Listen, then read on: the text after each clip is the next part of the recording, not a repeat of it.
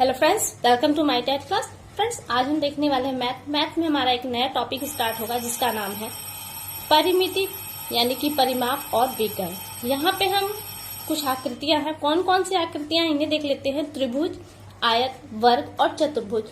इन आकृतियों की आपसे परिमाप पूछा जाएगा और इनका विकर्ण। कहाँ पे विकर्ण है, ऐसा नहीं कि सारी आकृतियों में आपसे विकर्ण पूछा जाएगा। जहाँ पे विकर्ण बनता है वहीं पे पूछा जाएगा, अन्यथा नहीं। और अभी हम इनके सूत्रों को देखेंगे और अगली जो वीडियो होगी हमारी इन सूत्रों पर आधारित प्रश्न होंगे।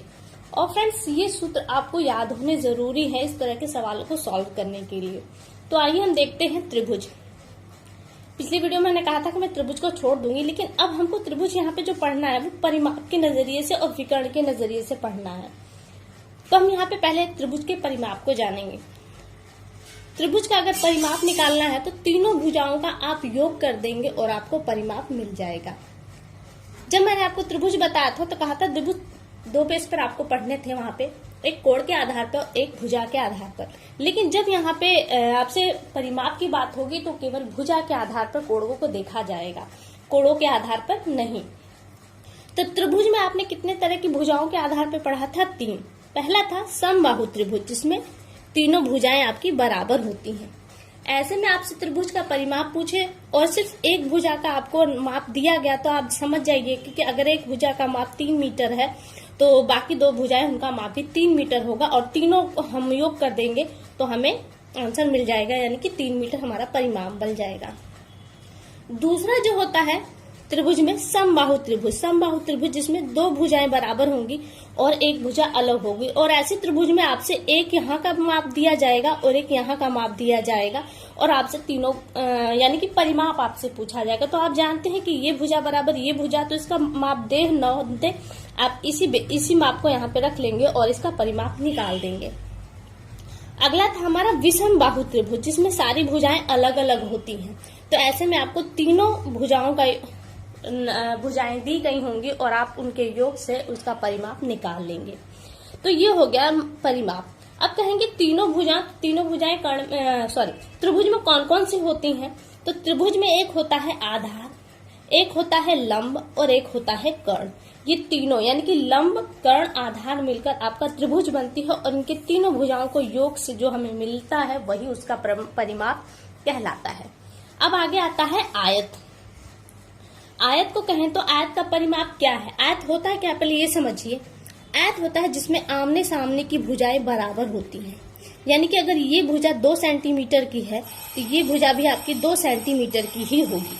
अगर इस भुजा की बात करें, अगर ये 4 सेंटीमीटर की है तो ये भुजा भी आपकी 4 सेंटीमीटर की ही होगी। यानी कि इनमें आमने सामने की जो भुजाएं होती हैं वो बराबर होती है और ये क्या कहलाता है? आपका आयत कहलाता है। तो यहाँ से आयत का अगर हम परिमाप की बात करें तो एक लंबाई और एक चौड़ाई को आप जोड़ दीजिए, जो मिलेगा उसमें आप 2 का गुणा कर दीजिए, यानी कि 2 गुणते ब्रैकेट में लंबाई प्लस चौड़ाई क्या हो जाएगा? आपका आयत का परिमाप। वहीं विकर्ण की बात आती है। विकर्ण से आपका प्रश्न आ चुका है सुपर टीटी और टीटी में।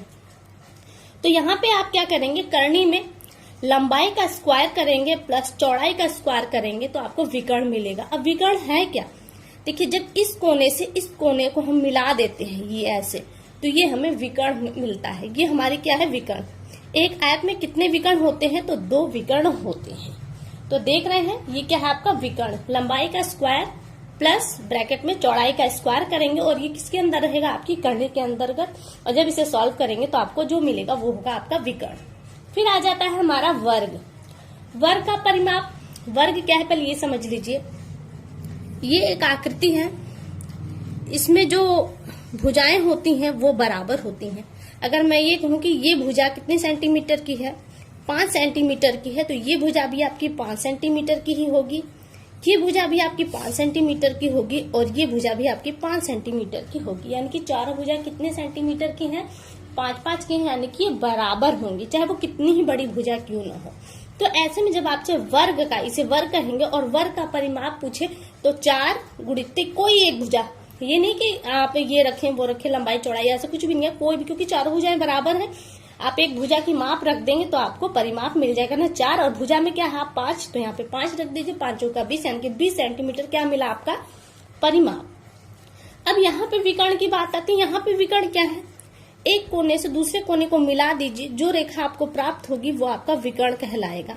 और यहाँ पे क्या विकर्ण है, 2 विकर्ण है, और ये विकर्ण एक दूसरे पे लंब डालते हैं और ये 90 अंश का कोण बनेगा यहाँ पे, ये भी बात ध्यान दीजिएगा। और ये केवल वर्ग में बनेगा, आयत में ऐसा नहीं होगा, यहाँ पे 90 अंश का कोण बनेगा, ठीक है। और ये केवल किसमें बनेगा, वर्ग में। तो वर्ग का विकर्ण क्या है, भुजा, यानी कि कोई भी एक भुजा का माप यहाँ पे रख देंगे और करनी में 2 कर देंगे तो आपको क्या मिलेगा, विकर्ण मिलेगा। तो यहाँ से आपने किसको देखा, त्रिभुज, आयत और वर्ग।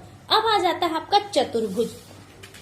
चतुर्भुज 3 तरह के होते हैं, सम चतुर्भुज, समांतर चतुर्भुज, समलंब चतुर्भुज। इनको थोड़ा समझना होगा। सम चतुर्भुज, सम शब्द से क्या आपको दिमाग में आ रहा है, सम यानी कि बराबर। चतुर्भुज एक ऐसा चतुर्भुज जिसकी जो चारों भुजाएं बराबर हो, जिसे एक दूसरी भाषा में आप वर्ग कह सकते हैं। वर्ग की चारों भुजाएं बराबर होती हैं और यहाँ पे सम चतुर्भुज की भी चारों भुजाएं बराबर होती हैं, लेकिन इनका शेप ऐसा नहीं होता, इनका शेप अलग होता है। जैसे ये आप देख रहे हैं ना, अगर किसी कागज की तिल्ली से हम बनाए, इसको थोड़ा सा हम इधर से दाब दे और थोड़ा सा इधर से, साइज वही रहेगा, जो शेप बनकर आएगा वो इस तरीके से बनकर आएगा। देखिए ये क्या है आपका समचतुर। यहाँ पर भी ये 5 सेंटीमीटर का है, ये भी 5 सेंटीमीटर, और ये भी 5 सेंटीमीटर का, ये भी 5 सेंटीमीटर का, लेकिन इसका जो शेप है वो बर्फी की तरह है, न कि इसकी तरह। यहाँ पे 90 अंश का कोण बनेगा, ये पक्का है, लेकिन यहाँ पे कितने अंश का कोण बनेगा ये पक्का नहीं है। और यहाँ पे जो चारों कोने होते हैं वो 90 अंश के होते हैं वर्ग में, लेकिन समचतुर्भुज में ऐसा नहीं होता। तो यहाँ पे आप क्या करेंगे, इसकी चारों भुजाएं बराबर हैं, इसलिए वर्ग का चतुर्भुज का जो परिमाप है वो वर्ग का परिमाप ही रहेगा, यानी कि 4 गुणित भुजा। लेकिन अब यहाँ पे अगर भुजा निकालनी हो तो ये देखिए इसका कर्ण पहले क्या है, विकर्ण। देखिए ऐसे जब इसको मिलाएंगे तो विकर्ण बनेंगे। और यहाँ पे जब आपको विकर्ण दिया गया हो और आपसे भुजा पूछा जाए तो आप क्या करेंगे, तो आप सोच रहे होंगे कि विकर्ण ये बार बार ये क्यों आ रहा है, भुजा हम क्यों निकाले, परिमाप की बात है। लेकिन जब आपसे परिमाप पूछा जाए और केवल विकर्ण दिया गया हो तो आप कैसे निकालेंगे, तो आपको पहले वहां भुजा निकालनी पड़ेगी। भुजा जब मिल जाएगी तो आप परिमाप निकाल लेंगे। तो यहाँ पे क्या है, डी एक पहला विकर्ण है और D2 दूसरा विकर्ण है। तो करनी में विकर्ण बटे में 2 और इसके ब्रैकेट में चला जाएगा पावर पे 2 प्लस दूसरा विकर्ण रखेंगे, इसके बटे में 2 करेंगे और ब्रैकेट में पावर पे 2 चला जाएगा। और ये सब किसके अंदर होगा, एक करने के अंदर। यानी कि यही क्वेश्चन जो यहाँ पे था ना आपका, ऐसी तरह का क्वेश्चन ये भी है, इसे भी आप सॉल्व करेंगे। इजी देखने में थोड़ा टेढ़ा लग रहा है, लेकिन जब सवाल को आप सॉल्व करेंगे तो काफी इजी है। तो यहाँ से आप भुजा निकाल लेंगे। अब आता है समांतर चतुर्भुज। समांतर चतुर्भुज को भी एक दूसरी लैंग्वेज में आप कहे तो आयत कह सकते हैं, जिसमें आमने सामने के क्या होते हैं, भुजाएं बराबर होती है। लेकिन यहाँ पे 90 अंश का कोण बन रहा है आयत में, लेकिन आपका समांतर चतुर्भुज में ये जो कोण बनेंगे वो 90 अंश के नहीं बनेंगे। यानी कैसा बनेगा, ये कुछ ऐसा बनेगा। ये देख रहे हैं ना, ये देखिए, ये आपका है समांतर चतुर्भुज, यानी कि इसमें एक का अंतर होता है भुजाओं का। इसमें आमने सामने की जो भुजाएं होती हैं वो बराबर होती हैं, लेकिन इन दो भुजाओं के बीच में ये जो कोण होता है ये 90 अंश का नहीं होता। इसे हम समांतर चतुर्भुज कहते हैं। इसका जो आप परिमाप का सूत्र बनेगा वो आयत के बेस पर बनेगा, यानी कि 2 एक लंबाई एक चौड़ाई को जोड़कर आप 2 का गुणा कर देंगे तो आपको परिमाप मिल जाएगा। अगला है समलंब चतुर्भुज। यहाँ पे क्या है, इसमें जो चारों भुजा है वो डिफरेंट रहेंगी। इसका आकार हम कुछ इस तरह से कह सकते हैं, ये है, ये लंब डालती हैं अपनी ही भुजाओं पर। तो इसका परिमाप निकालने के क्या होगा, आपको चारों भुजाओं का योग करना पड़ेगा यहाँ पे, और दूसरा फॉर्मूला नहीं है। तो फ्रेंड्स ये कुछ फॉर्मूले हैं, इन्हें जब तक आप याद नहीं कर लेंगे आगे के सवालों को सॉल्व करना थोड़ा मुश्किल होगा। और सवाल बहुत ही इजी होंगे, बहुत टफ नहीं होंगे, इसलिए आप इन सूत्रों को याद कर लीजिए और इसी बेस पर हमारी अगली वीडियो होगी जो प्रश्नों पर आधारित होगी। तो फिलहाल के लिए केवल इतना, अगली वीडियो में आपसे फिर मुलाकात होगी, तब तक के लिए नमस्कार।